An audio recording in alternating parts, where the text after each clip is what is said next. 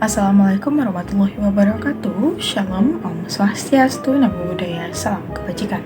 Halo teman-teman semuanya, Bapak, Ibu, dan siapapun yang menonton video ini.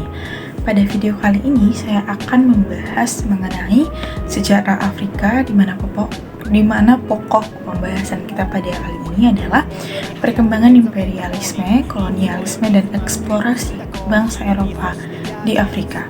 Ada 5 sub pokok pembahasan yang akan kita bahas.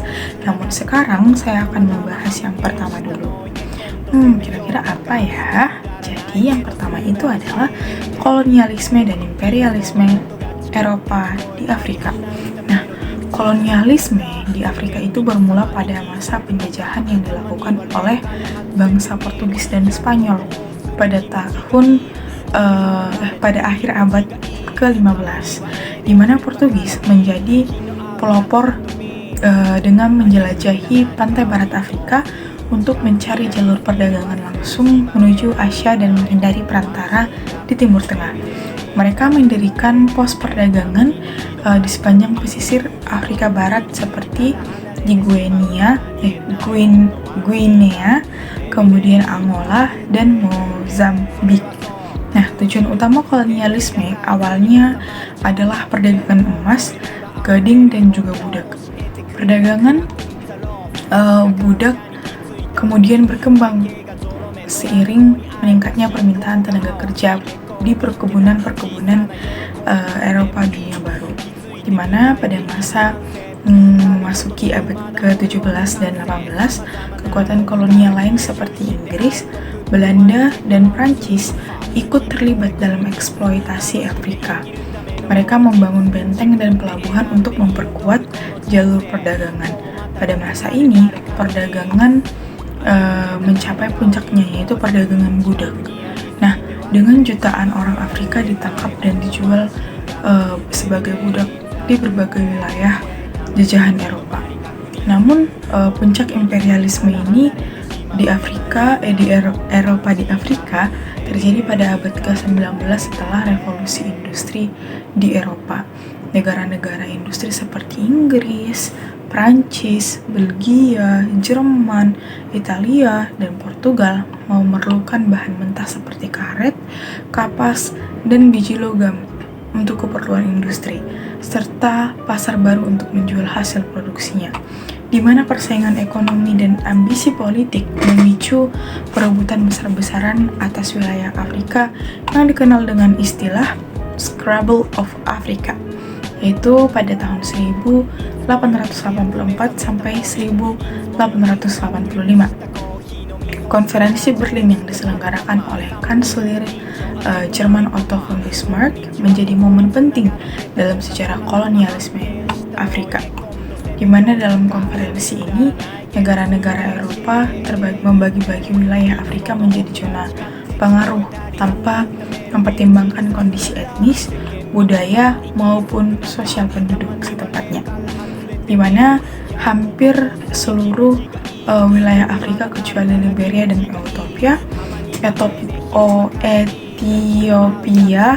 berada di bawah kekuasaan Eropa. Kemudian yang kedua, politik kolonial Inggris di Afrika. Inggris merupakan kekuatan kolonial terbesar dan paling berpengaruh di Afrika. Wilayah kekuasaannya itu membentang dari Mesir di Afrika Utara, Sudan, Kenya, Uganda, Nigeria, Ghana, hingga Afrika Selatan. Tujuan utama Inggris adalah menguasai jalur perdagangan penting dan sumber daya alam strategis. Di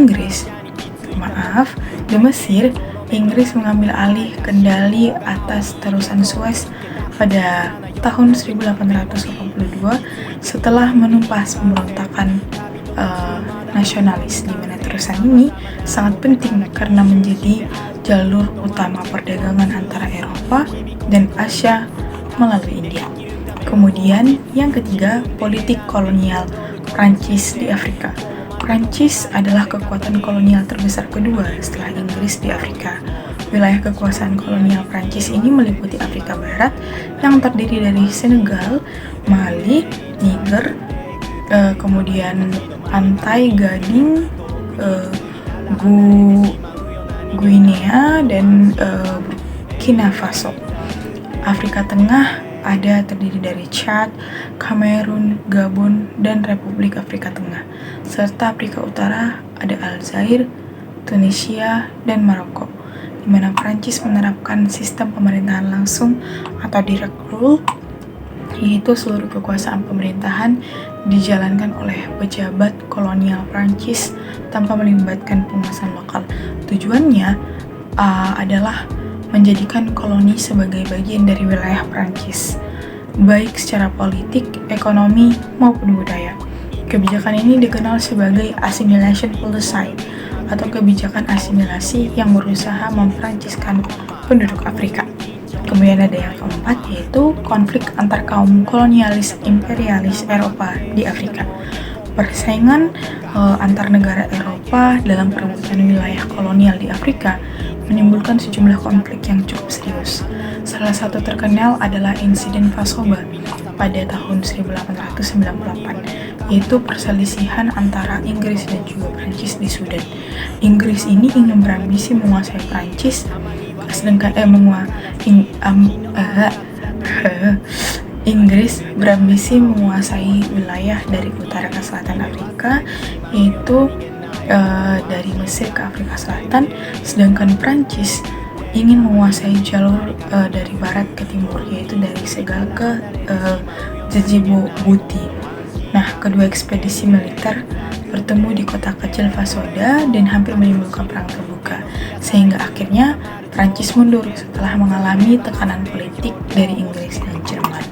Kemudian yang terakhir yaitu eksplorasi Eropa di Afrika.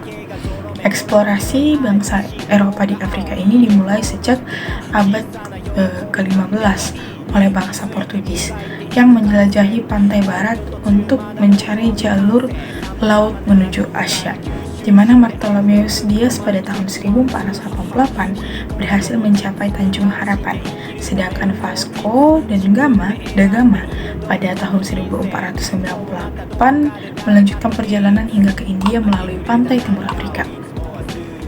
Namun, bagian pedalaman Afrika masih merupakan dunia yang tidak dikenal bagi bangsa Eropa hingga ke-19, sehingga abad ke-19.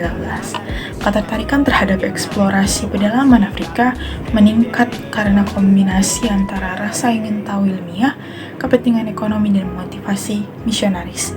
Adapun tokoh-tokoh penting dalam eksplorasi Afrika antara lain yaitu David Livingstone, kemudian seorang misionaris dan penjelajah asal Skotlandia yang menjelajahi pedalaman Afrika Tengah untuk memetakan wilayah dan mencari sumber sungai Nil. Lalu ada Henry Morton Stanley, yaitu seorang jurnalis dan penjelajah asal Inggris yang dikirim untuk menemukan Livingstone yang sempat hilang. Nah, selain mereka, ada juga banyak penjelajah lain seperti Mahmud Park, Richard Burton, dan John Hanning Speke yang berkontribusi dalam membuka wilayah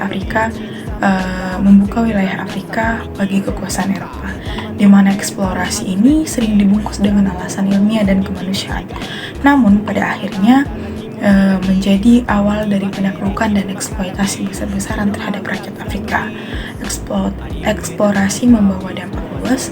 Di satu sisi, Eropa memperoleh pengetahuan geografis yang baru dan membuka jalur perdagangan baru. Namun di sisi lain, eksplorasi tersebut menjadi pintu masuk bagi kolonialisme yang menghancurkan tatanan sosial dan budaya Afrika. Banyak kerajaan lokal kehilangan kedaulatan, dan masyarakatnya dijadikan tenaga kerja paksa untuk kepentingan kolonial. Demikian video saya memohon maaf apabila ada kekurangan dan kesalahan dalam penyampaian. Akhir kata saya ucapkan terima kasih.